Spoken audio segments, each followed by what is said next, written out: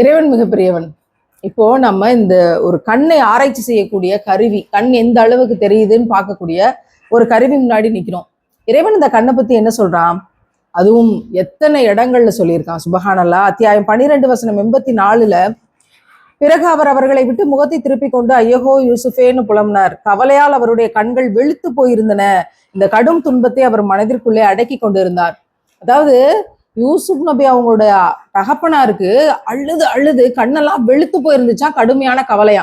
அப்போ இறைவன் என்ன சொல்றான்? நீங்க கவலைப்பட்டீங்கன்னா சைத்தானுடைய பிடிக்குள்ள போயிருவீங்க. அப்போ உங்களுடைய உள்ளங்கள் என்ன ஆகும்னா வெளுத்து போய் ரொம்ப கவலையால சோர்ந்து போய் இருளாயிரும்.